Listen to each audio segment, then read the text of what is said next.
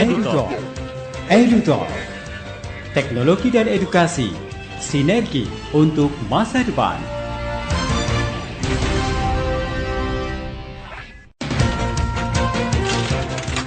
EduTalk. EduTalk.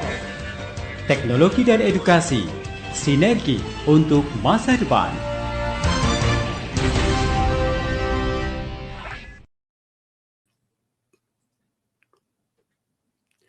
Radio Edukasi BBG 3DIY cerdas, santun, dan menghibur. Halo, selamat siang Insight Edukasi dan sahabat BBG 3DIY. Senang sekali di kesempatan siang hari ini saya Yuda Wijasenap bisa kembali hadir menjumpai Anda. Kali ini dalam program EduTalk, teknologi dan edukasi sinergi untuk masa depan. Tentu saja acara ini disiarkan secara langsung melalui streaming di bbg3diy.kemendikdasmen.go.id/radioedukasi dan juga disiarkan melalui kanal YouTube BBG3DIY. Pastinya saya akan menemani selama kurang lebih 1 jam ke depan hingga nanti kurang lebih pukul 14 waktu Indonesia Barat. Dan seperti biasa saya pun juga mengundang Anda untuk bisa bergabung di acara ini. Silakan Anda bisa mengirimkan pertanyaan melalui WhatsApp di nomor 0856 750 1251 0856 750 1251.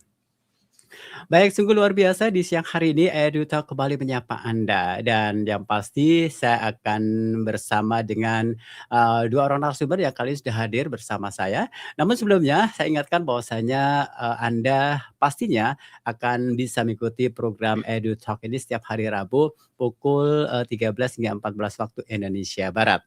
Nah, Insight Edukasi, kalau saya bertanya menurut Ibu ataupun juga para pemirsa dan pendengar edukasi, apa sih yang membuat sebuah pembelajaran menjadi berkualitas? Apakah karena LMS-nya yang begitu canggih? Atau apakah karena menggunakan artificial intelligence? Atau karena platformnya yang mahal? Nah, itulah yang akan kita bahas secara mendalam di kesempatan kali ini melalui program EduTalk. Dan kita akan berbincang-bincang tentang sebuah gagasan yang sangat menarik dan membuka wawasan kita. Judulnya adalah Smart MOOC, sebuah logika bahwa desain pembelajaran lebih penting daripada teknologinya. Menarik kan? Oke, dan di studio Radio Edukasi BBG3DIY melalui program EduTalk telah hadir 2 orang narasumber kita. Beliau-beliau adalah pengembang teknologi pembelajaran BBG3DIY. Yang pertama ada Ibu Indarti Eskom MED, PTP Ahli Madya BBG3DIY, dan juga yang kedua Ibu Rohmitawati SSI MPD, PTP Ahli Muda BBG3DIY. Kita akan sapa dulu, yang pertama ada Ibu Indarti. Halo, selamat siang Ibu Indarti. Selamat siang Mas Yuda. Oke, apa Selamat kabar ini siang. Bu? Alhamdulillah sehat. Sehat walafiat ya. Alhamdulillah sekali. Oke, selamat datang di program EduTalk di kesempatan hari ini. Nah, yang kedua saya juga akan menyapa Ibu Rohmitawati yang sudah hadir bersama kita juga.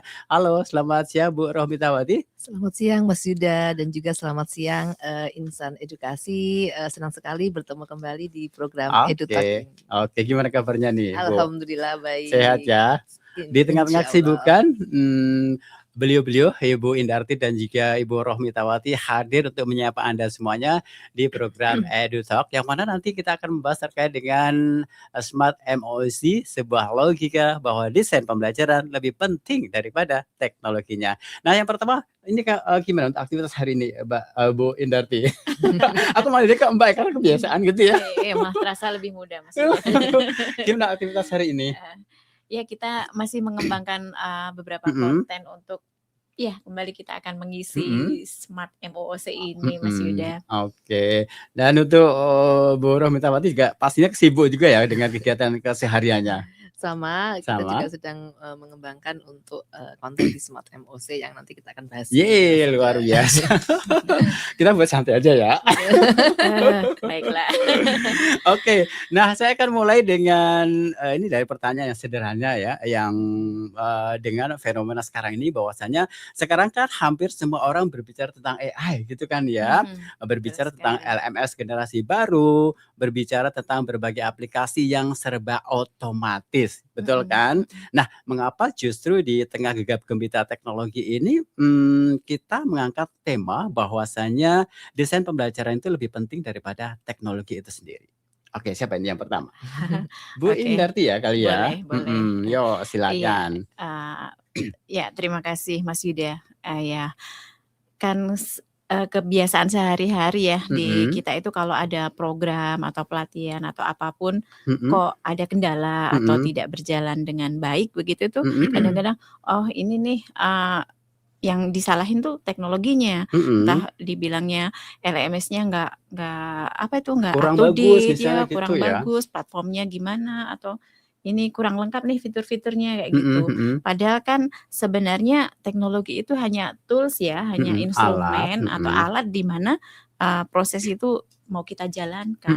Kan ada sesuatu di balik itu yang sebenarnya lebih penting diutamakan seperti itu. Oke, mungkin dari Bu Rohmita mau Ya, menambahkan? benar sekali ya. Mungkin jadi kalau misalnya sebuah pembelajaran sudah kita rancang desain pembelajarannya dengan matang dan Iya. juga alur aktivitasnya jelas, strateginya juga jelas, itu nanti akan pembelajarannya akan lebih optimal. Oke. Nah, lalu apakah ini berarti teknologi itu tidak penting sama sekali? Dan apakah Smart MOOC ini dibangun bukan untuk menciptakan platform atau aplikasi baru? Tidak selalu tepat seperti itu gitu ya? Mas Yuda ya. Ya teknologi bagaimanapun ya merupakan bagian utama juga dari satu proses atau suatu program atau di sini kalau di sini ya sebagai suatu pembelajaran karena teknologi itu ya tempat kita mau berjalannya segala sesuatu kan di teknologi itu ya tetap penting. Tetapi seperti menjawab pertanyaan Mas Yuda tadi ya, yang kami bangun di Smart MOOC ini pertama kalinya kita bukan fokus ke codingnya. Coding nanti bisa mengikuti, tetapi kita justru bagaimana membuat instructional design-nya itu kita jadikan dulu seperti itu. Instructional apa? Ya, desain pembelajaran kita betul. jadikan dulu Kita gitu ya. Kita siapkan dengan matang, nanti teknologinya, codingnya dan lain-lain itu kan bisa menyesuaikan lah istilahnya. Gitu ya. Gimana Bu Rohmita? Ya, benar sekali Mas Yuda. Jadi kita merancang terlebih dahulu gitu ya untuk instructional design-nya. Lalu juga ketika mengembangkan sudah sesuai dengan apa yang kita rancang, nanti teknologi apa yang digunakan itu akan tepat gitu dan juga sebagai pendukung yang bisa tadi mengoptimalkan untuk proses pembelajaran sesuai dengan tujuan yang diharapkan. Oke. Jadi berarti kegelisahan utama kita adalah pada kualitas pembelajaran mandiri itu ya? Betul ya? Betul kan ya? Nah, untuk menjawab tantangan dan kegelisahan tersebut, kini telah hadir inovasi model pelatihan terbaru di sistem pelita BBGTK-DIY. Nah, mungkin bisa dijelaskan nih terlebih dahulu kepada sahabat edukasi dan juga sahabat BBGTK-DIY, apa sih sebenarnya Smart MOOC BBGTK-DIY itu? Ibu Indi atau Bu Rohmita nih? Oke, baik. Jadi Smart MOOC itu adalah salah satu inovasi model pelatihan gitu ya di pelita BBGTK-DIY.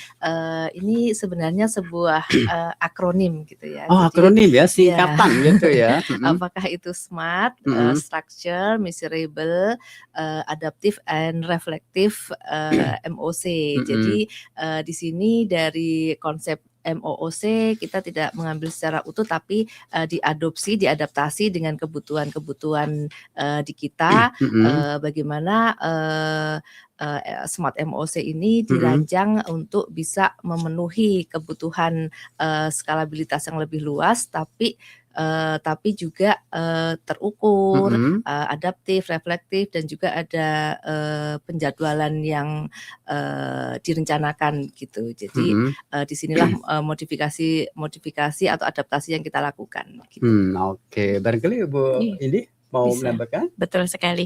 Tadi kan Bu Rohmita menyebutkan skalabilitas. Ya, jadi betul. memang kita di sini ibaratnya fokus ke target bahwa kita itu mau menyasar skalabilitas yang besar. Jadi mampu menjangkau peserta yang lebih luas, lebih banyak ya. Tetapi tentu itu akan kita pikirkan juga dengan bagaimana kualitasnya. Jadi di sini ibaratnya kita mengejar skalabilitas tapi tidak menomorduakan kualitas pembelajaran di dalamnya. Nah, tentu itu prinsip kualitas ini perlu kita atur ya, kita jaga melalui sistem atau desain pembelajaran itu sendiri, Mas Yuda.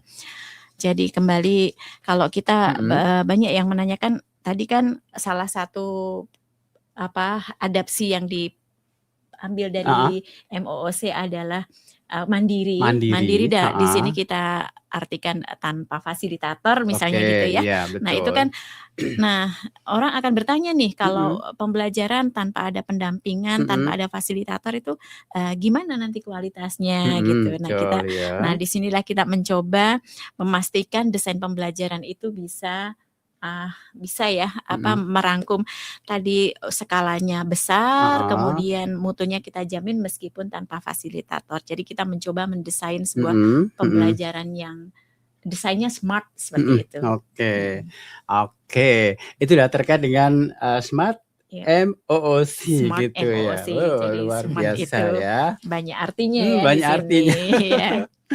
Oke, jadi kita juga tahu ya bahwa setiap inovasi itu pasti lahir dari masalah nyata di lapangan, betul kan ya? Betul sekali. Nah, sebenarnya apa masalah mendasar yang ingin diselesaikan melalui kehadiran Smart MOOC ini? Kira-kira apa aja itu?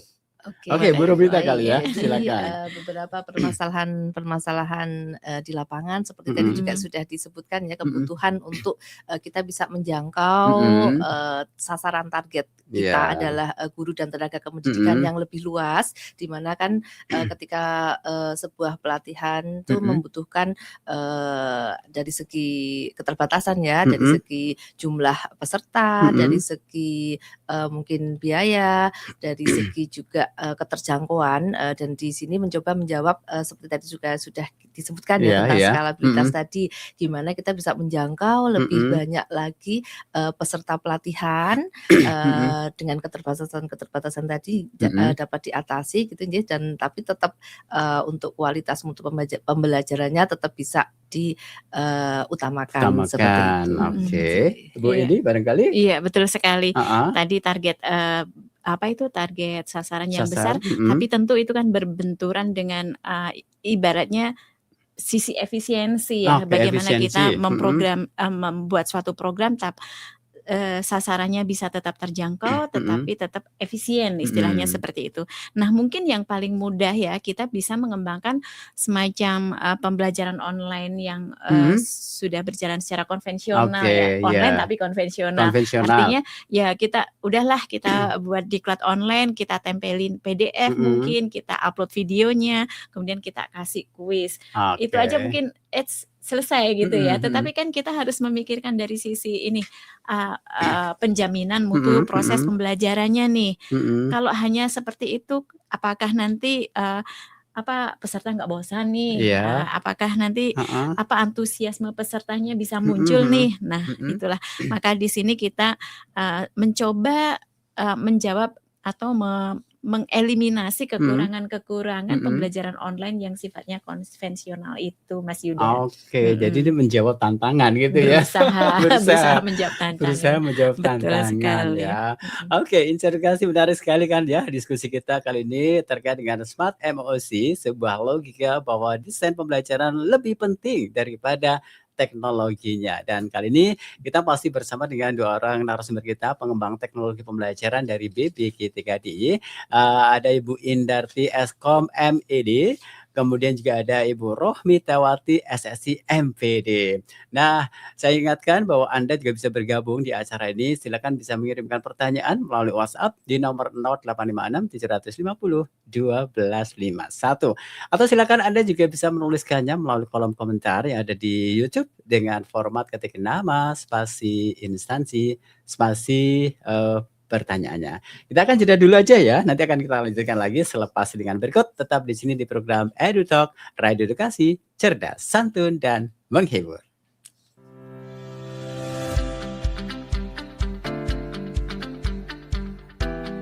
Kita tengah berada di era pemanfaatan teknologi seperti AI atau kecerdasan artifisial, mahadata, dan Internet of Things yang makin mendominasi berbagai sektor. Digitalisasi telah mengubah cara manusia bekerja, berkomunikasi, dan memecahkan masalah.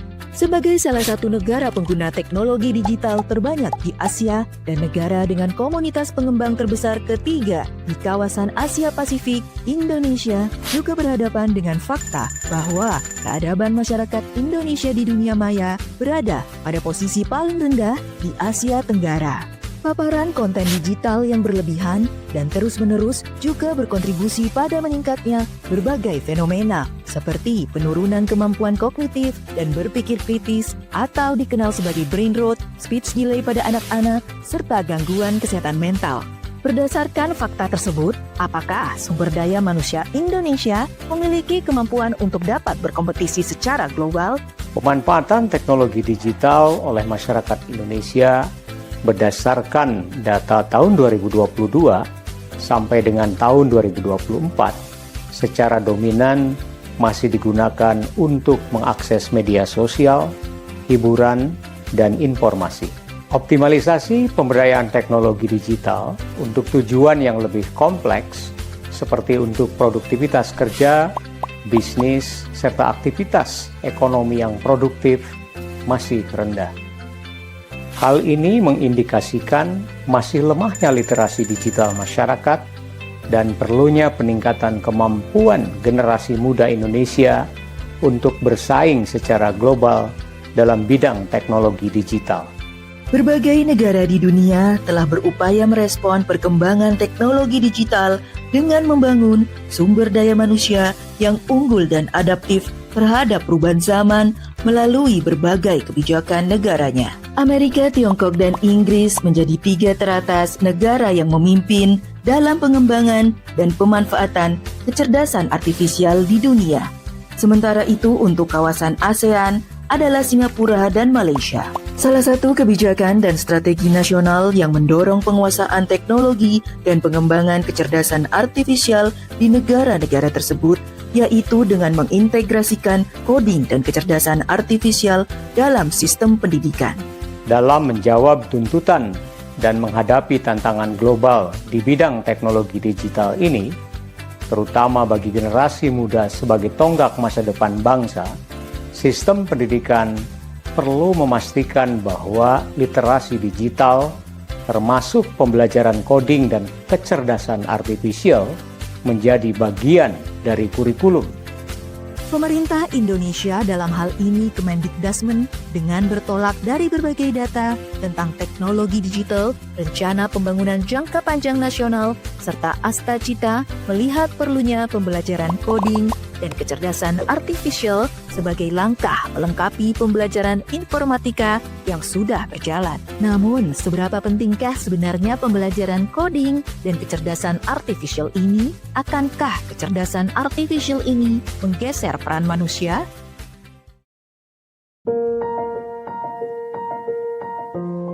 Pada pembelajaran coding dan kecerdasan artifisial ini, peserta didik pada dasarnya tidak hanya menghafal konsep, tetapi lebih dari itu, melatih kemampuan peserta didik dalam menerapkan pemahaman mendalam untuk berpikir kritis, kreatif, kolaboratif, dan pemecahan masalah secara sistematis, efektif, dan juga efisien.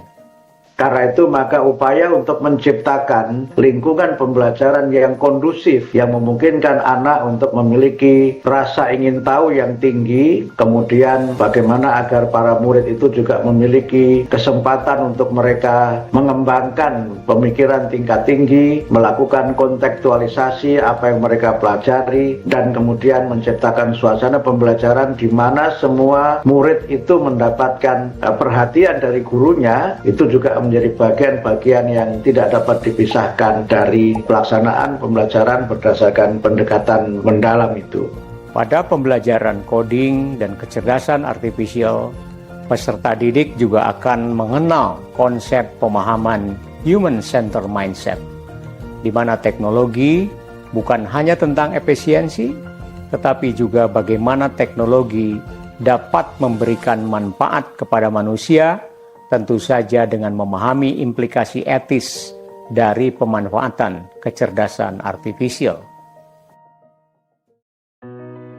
Kecerdasan artifisial bisa membuat manusia fokus pada permasalahan yang lebih kompleks dan bermakna, serta membutuhkan sentuhan emosional, empati, dan interaksi. Di samping itu juga membuat manusia bisa menjadi lebih fokus pada pekerjaan yang lebih berbobot dan bermakna.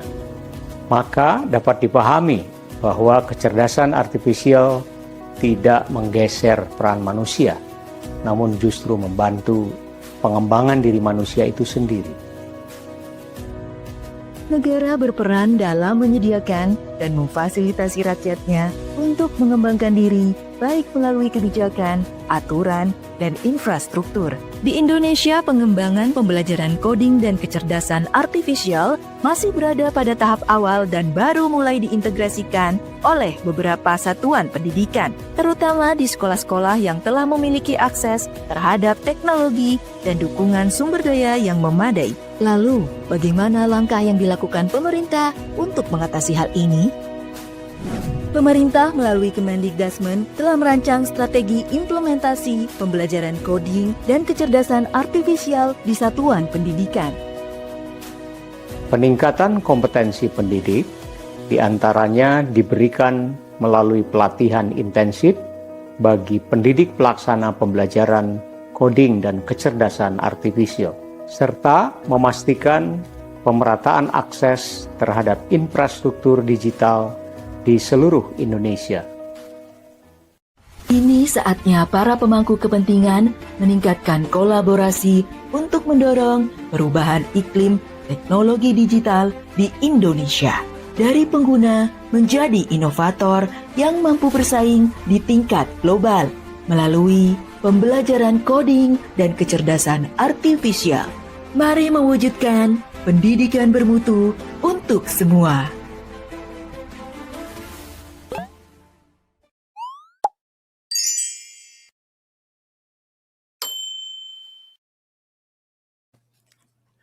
Oke, masih di Radio Edukasi BBG3DIY, cerdas, santun, dan menghibur. Kita kembali di program Edu Talk, teknologi dan edukasi sinergi untuk masa depan. Dan kali ini masih menghadirkan dua orang pengembang teknologi pembelajaran BBG3DIY. Masing-masing ada Ibu Indarti Eskom MED, pengembang teknologi pembelajaran ahli media BBG3DIY, dan juga ada Ibu Rohmitawati SSI MPD, pengembang teknologi pembelajaran ahli muda BBG3DIY. Saya ucapkan selamat bergabung untuk insan edukasi dan juga sahabat BBG3DIY yang kali ini mungkin baru saja mendengarkan melalui streaming ya di bbg3diy.kemendikbudrismen.go.id/radioedukasi, atau barangkali jika Anda baru saja menyaksikan melalui kanal YouTube BBG3DIY. Dan kita pasti akan menemani nanti kurang lebih pukul 14 waktu Indonesia Barat.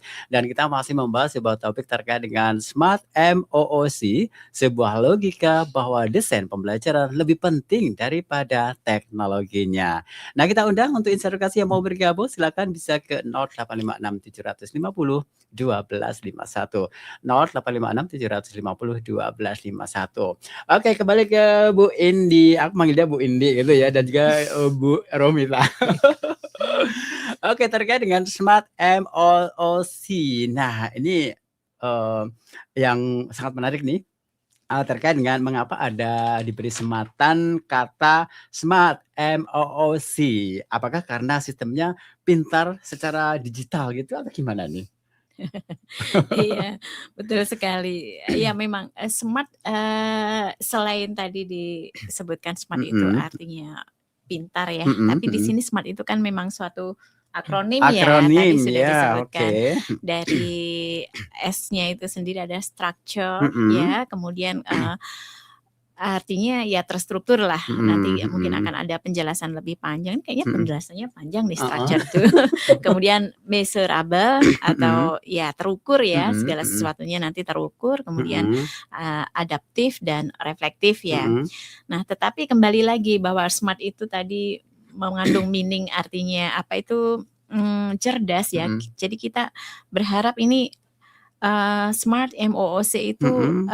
adalah sesuatu sistem yang cerdas ya. Mhm Jadi mhm. tapi bukan semata-mata adalah kecerdasan itu karena kecanggihan teknologinya, Heeh. bukan, tapi ya Mhm. tadi smart design Oke, smart tadi. design gitu Betul, ya. Oke, Bu Romita barangkali ada yang ditambahkan juga nih. Oke, ya baik. Jadi tadi juga sudah disampaikan ya kalau SMART itu sebuah akronim gitu ya dari structure, lalu measurable, adaptif dan reflektif. Tapi di sini juga mungkin filosofi SMART itu juga bisa kita ambil gitu ya. Heeh, Dan iya. kebetulan arti SMART itu cerdas. Jadi Cerdas. bagaimana kita juga bisa karena tantangannya juga bagaimana kita bisa menghadirkan pembelajaran di SMART MOOC ini dengan cerdas begitu mungkin ya. Jadi ketika ini tanpa fasilitator dan juga mandiri, di situ gimana bisa cerdas dari segi mengelola pembelajarannya,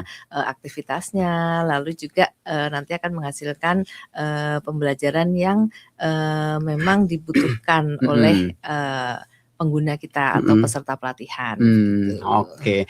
Nah ini insan edukasi dan juga sahabat BB GTKDE pastinya juga penasaran, ingin tahu, pengen juga dibedah secara lengkap gitu ya, arti dari SMART itu sendiri ya, mulai dari structured, kemudian measurable, kemudian juga adaptif dan juga reflektif itu. Silakan Bu Indi.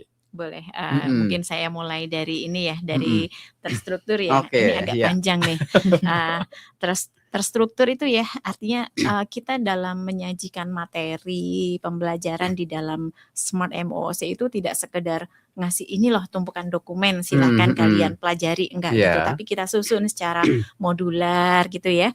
Jadi peserta itu bisa step by step, setelah saya menguasai satu kompetensi ini saya bisa lanjut ke kompetensi berikutnya. Jadi benar-benar alurnya itu kayak terbimbing, padahal nggak ada yang membimbing nih. Jadi desainnya lah yang membimbing, itu seperti itu. Jadi secara navigasi alur pembelajarannya pun diharapkan peserta itu nggak bingung nantinya gitu.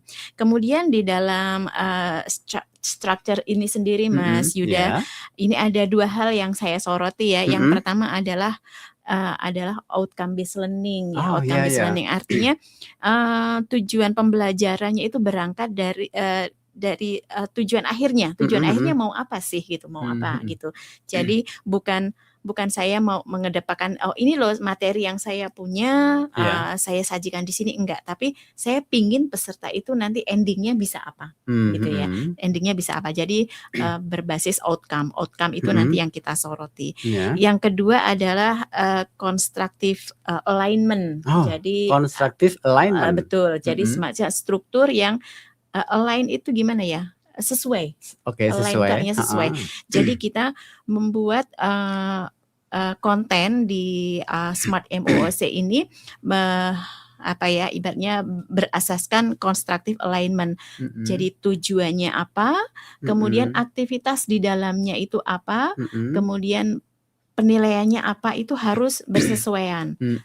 Mungkin agak aneh atau agak nggak bisa diterima kalau kita sekedar menjelaskan seperti itu, Mas Yudi. Jadi lebih enak kalau saya kasih contoh nih. Contoh nih ya. Misalnya gini, misalnya tujuan utamanya nih, saya berharap peserta pelatihan ini nanti bisa mengembangkan suatu media pembelajaran digital yang bisa dipakai di kelasnya ketika mengajar siswa. Kan jadi tujuan akhirnya tadi outcome-nya adalah bisa mengembangkan media pembelajaran yang sesuai untuk di kelasnya. Kan itu ya tujuannya. Nah, saya dalam itu satu tujuan. Kemudian aktivitasnya apa di dalamnya? Apakah saya cukup memberikan seperti teori-teori bahwa media adalah bla bla bla, bahwa misalnya video adalah bla bla bla, kan nggak begitu banget gitu ya. Nggak begitu, karena kita tujuannya adalah membuat media yang sesuai dengan ibaratnya karakter dari siswa di kelasnya. Tentu saja aktivitasnya adalah sesuatu yang mendukung ke arah situ. Misalnya saya minta peserta memberikan contoh media yang pernah mereka gunakan. Suruh upload lah media. Nah, kita akan membahas media yang sudah mereka gunakan itu dari sisi tolong dong dikoreksi apakah media itu sudah cocok dengan karakter siswanya. Misalnya siswanya itu lebih suka nonton video, media yang disajikan misalnya bacaan atau mungkin audio kan kurang make sense misalnya gitu itu. ya. Atau aktivitas yang lain mungkin contoh itu berangkat dari saya nih. Saya kasih contoh satu media. Nah, silakan dianalisis contoh media yang kita berikan itu apakah ada kelemahannya, apakah ada nilai plusnya. Kemudian saya minta mereka untuk ibaratnya merevisi atau memperbaiki media yang saya berikan itu disesuaikan dengan karakter pembelajar mereka, maksudnya siswa mereka, karakter dari siswa-siswa di kelasnya. Jadi disesuaikan dengan kontekstual yang ada. Ya seperti itu. Jadi sudah ya tujuan dan proses pembelajarannya sudah sejalan. Nah, endingnya adalah penilaian. Saya akan memberikan penilaian kepada peserta pelatihan tentunya. Nah, kalau sudah seperti itu, apakah penilaiannya mereka dikasihkan multiple choice quiz? Kan nggak sesuai ya. Ya kalau multiple choice quiz itu kan lebih ke pemahaman atau pengetahuan. Di sini kan harapannya adalah skill mereka bisa mengembangkan media. Nah, tentu penilaiannya berdasarkan produk ya. Mereka diminta membuat produk, kemudian kita menilai produk itu. Kita dalam artian di sini sistem. Jadi bentuknya instruksi bahwa sistem akan menilai produk yang mereka buat. Nah, kembali lagi tadi ke structure. Jadi kita di mana itu di MOOC itu struktur pembelajarannya kan dibuat benar-benar terpadu ya. Nah, penilaiannya mungkin dilakukan dengan mekanisme tertentu. Nanti akan kita bahas lebih lanjut. Ini baru yang nomor 1. Nomor 1 ya, structured gitu kan. Kemudian yang measurable mungkin terkait dengan penilaian itu, Mas. Ya, jadi hasil belajar peserta, hasil mereka melakukan proses pembelajaran itu harus yang terukur. Jadi bukan sekedar kita ngasih ini bagus, ini kurang bagus, enggak, tapi bagusnya di mana, kurang bagusnya di mana itu bisa dipertanggungjawabkan gitu ya. Itu. Iya. Mungkin Bu Omita bisa melanjutkan atau mulai menambah sesuatu yang lebih. Oke, baik. Jadi tadi sudah S dan M gitu ya. Jadi sekarang lanjut ke A gitu ya. Harusnya A pertama ya. Yang pertama ya. Yang ketiga ini. Adaptif ya. Jadi ini untuk desain di Smart MOOC ini berusaha untuk menjawab keragaman dari target pengguna gitu ya. Mungkin kalau secara spesifik guru dan tenaga kependidikan dengan mungkin latar belakang yang berbeda, permasalahan di kelas juga yang berbeda, atau juga jenjang juga ada keanekaragaman jenjang dan lain sebagainya.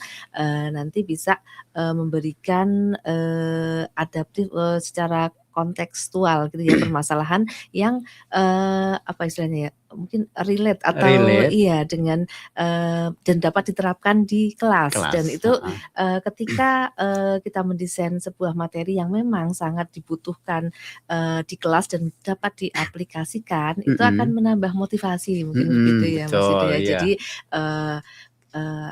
peserta, wah ini sangat bermanfaat nih, bisa apa yang dipelajari itu bisa dimanfaatkan atau diterapkan di pembelajaran di kelas untuk menjawab mungkin ada permasalahan-permasalahan di dalam kelas itu akan semakin meningkatkan ya keterlibatan aktif juga untuk menyelesaikan sebuah pelatihan. Itu yang terkait adaptif. Lalu selanjutnya tadi apa nih ya? Reflektif. Nah, ya reflektif. Smart. Jadi bagaimana juga di setiap akhir modul atau mungkin juga di setiap topik itu akan ada refleksi gitu ya. Di desain ada refleksi. Itu refleksi bisa mungkin beberapa macam yang bisa digunakan gitu ya, mungkin dalam bentuk jurnal atau dalam bentuk instrumen atau dalam bentuk forum diskusi, bagaimana peserta merefleksikan, melakukan refleksi apa yang sudah dipelajari dan juga bisa menghubungkan tadi ya dengan kondisi di kelas gitu ya, di permasalahan peserta gitu. Jadi ada semacam setiap topik atau tiap modul itu refleksi yang terarah atau terbimbing begitu. Mungkin ada yang ditambahkan mungkin terkait tadi reflektif ya. Sudah lengkap ya. Oke, jadi itu tadi ya terkait dengan kita sudah dijabarkan ya tentang smart ya. Betul ya. Oke. Dan yang pasti nih Insan Edukasi dan juga sahabat BBGTKDY, kita pasti ngobrol seru ya dengan Bu Indi, kemudian juga Bu Rohmita terkait dengan smart MOOC, sebuah logika bahwa desain pembelajaran lebih penting daripada teknologinya. Nah, ini pertanyaan kritis yang pasti juga muncul di benak para insan edukasi dan juga sahabat BBGTKDY yang sedang mendengarkan nih Bu Indi dan juga Bu Rohmita. Kalau dalam pelatihan mandiri ini tidak ada fasilitator yang dapat bertatap muka langsung. Nah, ini sebetulnya siapa yang sebenarnya membimbing dan mengajar peserta? Iya, Oke. betul sekali, Kan? betul sekali Mas Yuda ya. Jadi memang Smart MOOC ini kembali kami sampaikan bahwa ini adalah adopsi dari MOOC pada umumnya, tetapi tidak apa ya, tidak sepenuhnya kita ikuti, kita tetap mengemasnya secara berbeda. Salah satu ciri khasnya adalah tadi tidak ada fasilitator di sini. Jadi ya kami harapkan semua otomatis lah istilahnya. Nah itu, nah di sini kita ingin mengubah cara pandang, cara berpikir kita bahwa di suatu pelatihan online itu ternyata tidak semata-mata mengharapkan kehadiran fasilitator. Iya, kan? Ya, jadi tidak harus ada fasilitator yang hadir di ruang digital itu. Nah, terus siapa sih yang membimbingnya? Nah, inilah kita berharap bahwa desain pembelajaran tadi atau instructional design itu kan mungkin secara kata-kata itu bisa disebutkan instruksi instruksi dalam suatu pembelajaran itu, instruksi itu mengarahkan kita, membimbing kita, memfasilitasi kita. Jadi itulah pengganti dari kehadiran fasilitator. Jadi tidak sepenuhnya hilang, cuman mungkin dihadirkan dalam cara yang berbeda ya. Nah, kemudian dalam kaitannya memfasilitasi ini, mengarahkan ini, ada hal yang khas juga di dalam Smart MOOC kita adalah mekanisme peer review. Peer review? Betul sekali. Peer review itu penilaian sesama peserta. Jadi ada satu peserta. Betul, gitu ya? Betul ya. Jadi peserta akan menilai peserta yang lain. Seperti itu. Nah, ini mekanisme yang kita terapkan untuk menggantikan salah satu peran fasilitator tadi. Kalau di pembelajaran konvensional itu kan fasilitator akan menilai hasil belajar secara langsung di situ ya. Betul. Nah, ini yang menilai adalah temannya. Terus gimana ya? Terus gimana kan? Mutunya ini sama-sama sedang belajar kok disuruh menilai gitu kan. Nah, tentu kita akan mengemas mekanisme peer review itu dengan kemasan yang lebih tertata. Yang pertama contohnya adalah kita menyiapkan semacam rubrik penilaian. Jadi ketika peserta menilai peserta lain, dia sudah disiapkan rubrik apa sih yang dinilai, terus skalanya bagaimana, itu mereka tertutup di situ. Artinya jadi tidak kemana-mana. Jadi gitu ya? Ini lebih objektif. Itu salah satunya adalah adanya rubrik penilaian tadi. Kemudian kadang-kadang nih dalam melakukan penilaian kan orang bingung nih. Saya itu mau menilai satu produk seperti ini tuh harusnya ini saya anggap bagus apa enggak kan mungkin masih bingung. Selain dengan panduan rubrik tadi, kita juga memberikan semacam contoh penilaian. Contoh penilaiannya ada gitu ya. Jadi sebelum peserta diminta membuat project itu kita memberikan satu contoh, projectnya akan seperti ini. Kemudian, di bawahnya itu nanti di dalam contoh itu kita juga memberikan contoh menilainya. Pada bagian ini secara kualitas bagaimana itu ada penjelasannya gitu ya. Jadi orang paham. Saya itu menilainya harus seperti ini. Kemudian juga kita buat semacam istilahnya satu peserta dinilai oleh tidak hanya satu peserta. Oke, jadi lebih dari satu orang penilai gitu ya? Jadi kita membuat ratanya Oke, istilahnya. Jadi misalnya satu ratanya. produk Heeh. dinilai oleh 2 atau 3 peserta lain. Mhm, Gitu. mhm. Jadi kan tidak semata-mata saya hanya menilai Mas Yuda aja nih. Oh, Kalau bukan saya gitu suka ya. sama Mas Yuda, saya kasih nilai Nilai yang oh, maksimal. Kan nggak bisa. Kalau yang menilai lebih dari satu kan hal itu objektif ya artinya ya kan. lebih objektif. Itu bisa kita eliminasi ya kalau Heeh, penilainya lebih dari satu. mhm. Kayak gitu Mas Yuda. Itu Hmm. untuk menjaga agar peer review itu lebih terjaga. Terjaga Betul, ya. seperti itu. Oke. Mm-mm. Bu Romita mungkin akan menambahkan juga? Oke, baik. Jadi tadi ya bagaimana merancang desain ini yang struktur aktivitasnya itu jelas, logis dan mempunyai urutan yang apa namanya ya tadi seperti disebutkan Mbak In ya, panduannya juga Sudah jelas, jadi bisa jelas, mengikuti heeh. peserta bisa mengikuti dengan lebih nyaman dan lebih Mhm. mudah begitu Mhm. ya. Dan kalau terkait bagaimana mereka bisa meningkatkan pemahaman itu tadi juga dengan peer review tadi juga ketika peserta menilai tugas peserta lain di situ juga peserta akan memperdalam mungkin ya memperdalam pemahaman terkait tugas tadi. Tugas Jadi tadi. bisa menambah pengetahuan dari peserta karena dia antar peserta itu saling juga belajar dari tugas yang dihasilkan oleh peserta lain. Dan juga mungkin juga kalau terkait mengaktifkan peserta juga bisa melalui forum diskusi gitu ya, bagaimana bisa membuat pengembang bisa memberikan pertanyaan pemantik gitu ya, yang mengkonstruksi pengetahuan peserta. Jadi tantangannya di sini juga bagaimana peserta bisa aktif dalam diskusi itu dirancang dengan pertanyaan-pertanyaan pemantik yang berhubungan dengan materi, tapi juga memancing untuk para peserta di situ aktif berdiskusi, saling menanggapi di diskusi dan terlibat langsung gitu ya. Jadi bisa di sini meskipun tanpa fasilitator, tapi apa namanya konektivitas atau antar peserta itu sangat bisa dibangun, untuk terbangun untuk bisa lebih intens. Jadi mungkin kembali ke tadi di awal di mana kita mengadopsi dari MOOC. MOOC itu ada dua gitu ya, yang connectivity MOOC. Nah kita mengambil dari sisi itu. Jadi ada konektivitas gitu ya di antara peserta dan juga mungkin sistem dan juga desain pembelajaran itu sendiri sehingga memperkuat keterlibatan peserta di dalam sebuah pelatihan ini. Dan itu mungkin memang desain pembelajarannya tadi ya yang harus diperkuat. Oke, berarti kita bisa katakan bahwasanya sosok fasilitator itu tidak hilang gitu ya, tapi melainkan berubah bentuknya gitu ya. Betul sekali. Betul kan ya? Iya, boleh memperjelas ini tepat sekali ya. Fasilitator itu ditransformasikan ke dalam instructional design-nya, kita tanam dalam sistem seperti tadi dicontohkan oleh Bu Rohmita ya. Apa tadi yang terakhir tadi connectivity. Nah, betul sekali. Kan kalau di dalam kelas kan mungkin fasilitator itu komunikasi intens ya dengan peserta. Nah, di sini memang yang dibangun adalah lebih ke konektivitas antara peserta dengan peserta. Tapi juga itu yang membangun adalah sistem. Sistem dibuat, didesain agar mereka terkoneksi.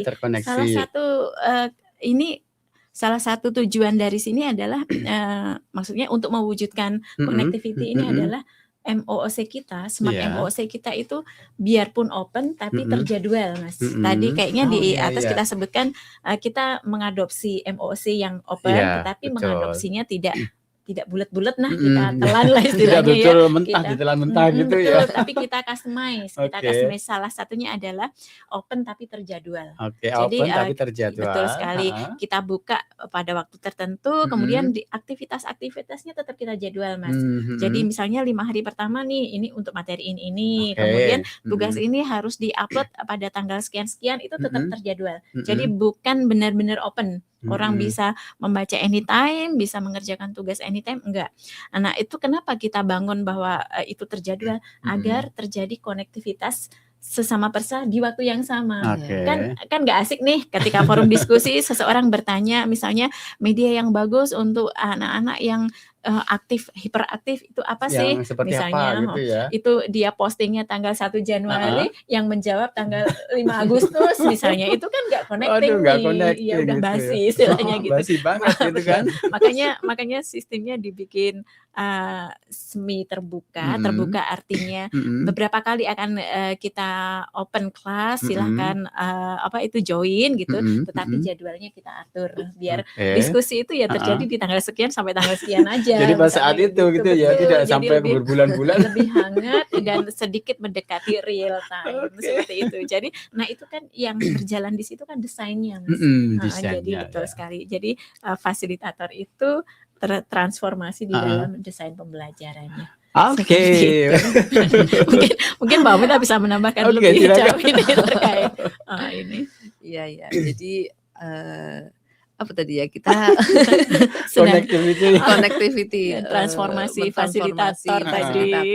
Jadi mungkin memang apa namanya, terjadwal tadi itu kuncinya juga. Kuncinya gitu ya, Mas, di situ ya, terjadwal. Kita juga membuka misalnya untuk satu pelatihan itu batch 1 dari tanggal sekian sampai dengan tanggal sekian. Dan itu kan di situ ada tugas peer review, ada tugas project gitu ya. Jadi berbasis project juga ya, maksudnya project ini bagaimana mereka para peserta itu membuat project yang mungkin nanti bisa diterapkan di kelas gitu ya, dan terjadwal itu nanti bisa ya tadi saling mungkin dengan mereview tugas peserta lain, mendapat masukan juga untuk mereka, atau ketika di forum diskusi ada permasalahan bagaimana media untuk karakteristik anak A, ternyata ini sama nih, di kami juga punya permasalahan yang sama, jadi bisa mengambil dari yang didiskusikan oleh peserta lain, mungkin gitu sih. Oke, baik Insan Edukasi dan juga sahabat BBKT KDI, obrolan kita semakin seru ini bersama dengan Bu Indi dan juga Ibu Romita terkait dengan Smart MOOC, sebuah logika bahwasanya desain pembelajaran lebih penting daripada teknologinya. Oke, kita akan jeda dulu. Kita masih ada satu segmen lagi. Nanti akan kita lanjutkan selepas dengan berikut. Tetap di sini di program Edu Talk, Radio Edukasi, cerdas, santun, dan menghibur.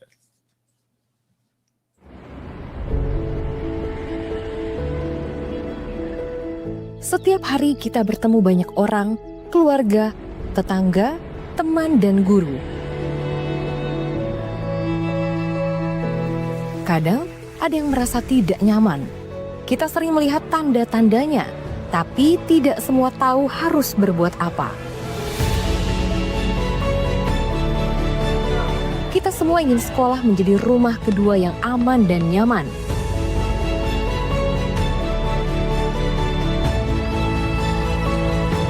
Kita butuh seseorang yang peduli, mau mendengarkan, dan siap membantu, bukan hanya untuk teman dekat, tapi untuk seluruh warga sekolah. Inilah sahabat hebat dari gerakan Rukun Sama Teman. Sahabat hebat bekerja dengan 3 langkah sederhana. Mengenali,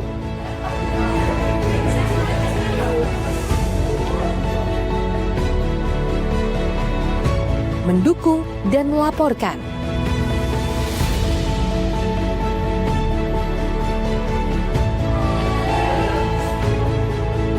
Guru wali berperan dalam pencegahan dan membangun kedekatan sehari-hari dengan peserta didik.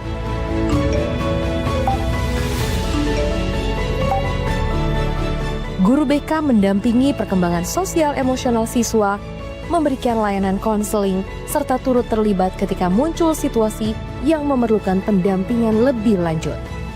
Mereka tidak sendirian, kepala sekolah, keluarga, dan masyarakat ikut bergerak.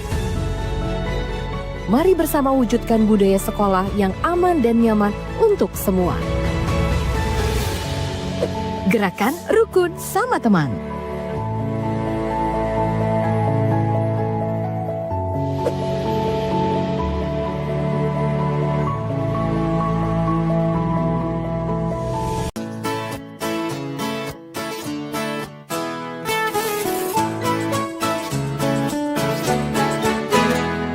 Semua insan ciptaan Tuhan, berbeda rupa dan kemampuan.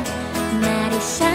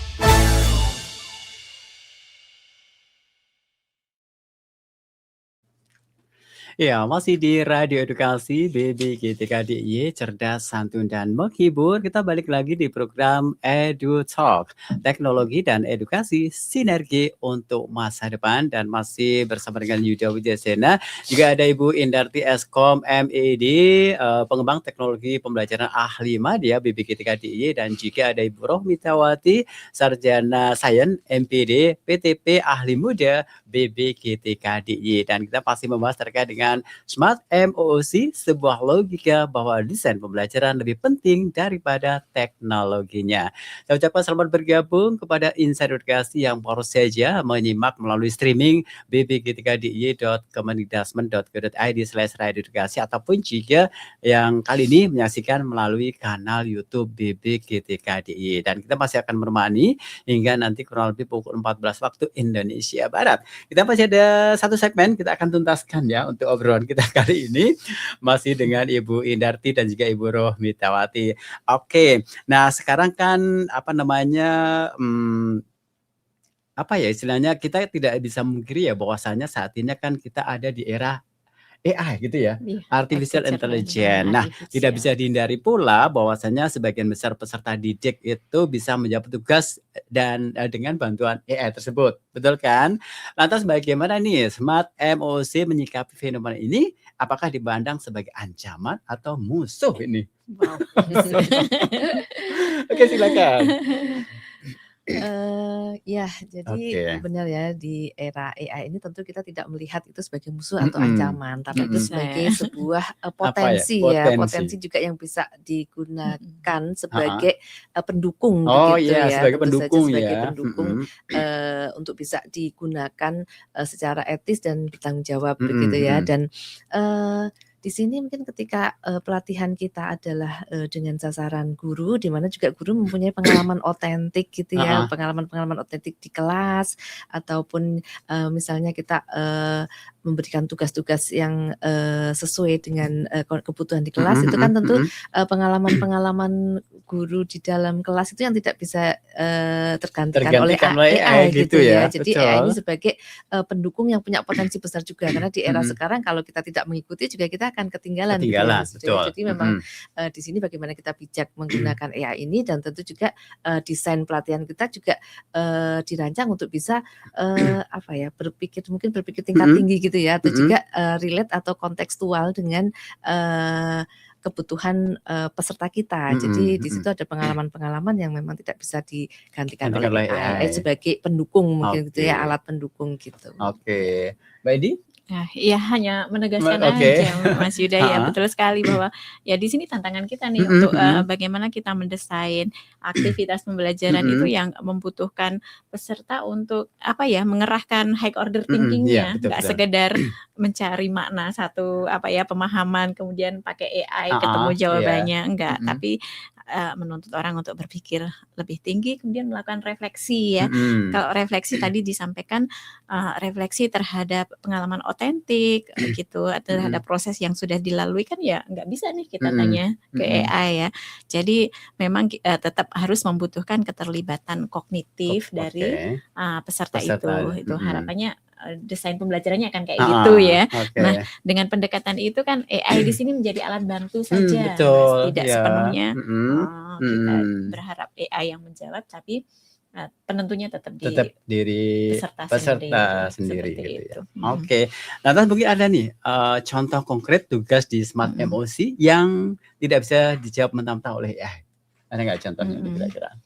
Oke, kalau tadi Bu Rohmita sudah menyebutkan hal-hal yang otentik gitu ya, nanti biar dijelaskan ke beliau nih.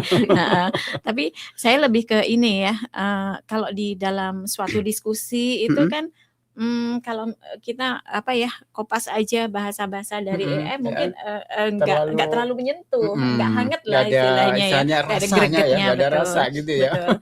Kemudian terkait dengan refleksi ya kan, kita salah satu di Smart MOOC tadi adalah adanya refleksi. Ada refleksi itu. Nah, refleksi yang tidak bisa kita serta-merta hanya ngambil dari AI adalah merefleksikan proses yang sudah dilalui. Misalnya dalam tadi kalau kami ngasih contoh media pembelajaran, dari rencana awal kemudian sampai produk ending itu perubahan apa yang Anda lakukan? Apakah ada rencana yang berubah di situ? Nah, itu kan AI nggak bisa jawab nih. Kemudian misalnya Bapak Ibu, kalau Bapak Ibu kita kasih waktu untuk memperbaiki produk yang sudah Anda buat, bagian mana nih yang akan Anda revisi? Itu juga mungkin susah kalau pakai AI. Seperti itu. Oke, baik. Wow, ini kita sudah mau ke detik-detik akhir nih ya perbincangan kita. Nah, sebenarnya tantangan terbesarnya apa sih yang dihadapi dalam mewujudkan desain pembelajaran yang cerdas di lapangan itu?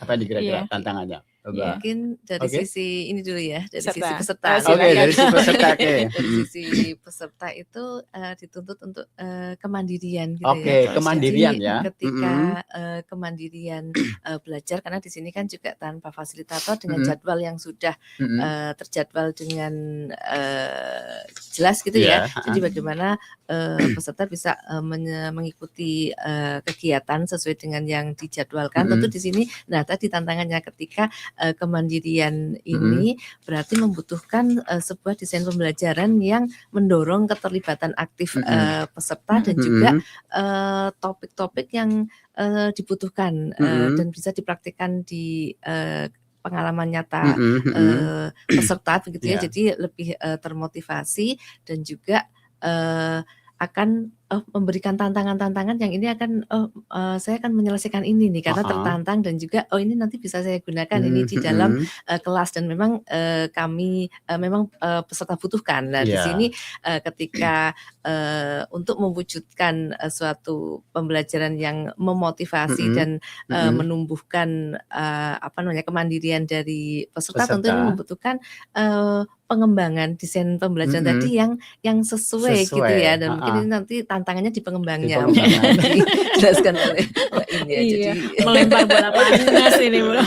Tantangannya justru di situ juga yang seperti kita bahas. Betul ya, memang betul sekali disampaikan bahwa tantangannya adalah desain ya. Selama ini pengembang itu kan mungkin sekedar memindah ini dari textbook kemudian digitalkan ya. Nah, itu nanti akan ibaratnya mati rasa ya. Kita harus menyesuaikan dengan bahwa ini nanti harus hidup tanpa ada fasilitator seperti itu ya. Ya jadi itulah Mas, tantangannya adalah bagaimana mendesain segala sesuatu itu biar lebih greget gitu ya. Oke, jadi kita sudah sampai di penghujung acara ini, Bu Yudi dan juga Bu Romita. Mungkin harapan dan juga kalau harus menjelaskan intisari dari Smart MOC hanya dalam satu kalimat, apa yang ingin disampaikan kepada seluruh insan edukasi dan juga sahabat BPKT KDI? Harapannya sebentar gitu. Pak Omi punya harapan nggak nih? Kalau saya sih hanya mau ini menyampaikan bahwa ya Smart MOC itu intinya bukan sekedar solusi isu efisiensi saja ya tadi mencapai sasaran yang besar tanpa fasilitator, nggak sekedar itu ya, tetapi merupakan Smart MOC itu merupakan ide yang cerdas untuk meraih kapasitas namun tidak meninggalkan kualitas. Kemudian itu juga merupakan suatu pelatihan bagi orang-orang cerdas yang bisa belajar mandiri tanpa batas. Bu Romita silakan. Ya sama ya harapannya ya ini bisa berkembang gitu ya, dan dari kami juga bisa menghasilkan mungkin pelatihan-pelatihan yang bermanfaat dan dibutuhkan oleh peserta, dan juga peserta bisa mengalami pengalaman belajar yang menyenangkan ataupun menarik dari desain yang sudah disiapkan dan bisa menuntaskan pelatihan dan juga bermanfaat untuk diterapkan gitu. Itu seperti itu mungkin ya, bisa terus berkembang gitu ya. Itu ya. Baik insan edukasi dan juga sahabat BPKT KDI, juga Ibu Indiarti dan juga Bu Romita. Luar biasa perbincangan kita kali ini terkait dengan Smart MOC, sebuah logika bahwa desain pembelajaran lebih penting daripada teknologinya. Semoga ini bisa bermanfaat dan juga bisa menginspirasi kita semuanya. Terima kasih Bu Indiarti juga Bu Romita Wati sudah hadir di jangan lupa gitu ya, sudah bergabung di acara ini. Mudah-mudahan di lain kesempatan bisa bertemu kembali, tentu saja dengan topik-topik yang berbeda ya. Terima kasih juga untuk insan edukasi dan juga sahabat BPKT KDI yang hingga saat ini masih setia menyimak program EduTalk. Jangan lupa Anda bisa kembali menyimak program EduTalk setiap hari Rabu pukul 13 hingga 14 waktu Indonesia Barat. Kita harus segera akhiri. Saya Yuda Wijayasena. Indarti Rohmitawati. Mengucapkan terima kasih. Sampai jumpa dan Radio Edukasi cerdas, santun dan menghibur. Dadah semuanya. Sampai ketemu Ya, lagi. sampai jumpa lagi. Sampai Terima jumpa kasih Mas lagi. Yuda.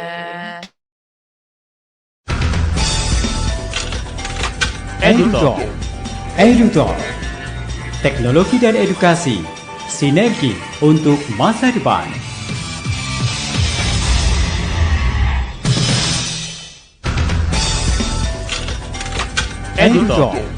EduTalk. Teknologi dan edukasi, sinergi untuk masa depan.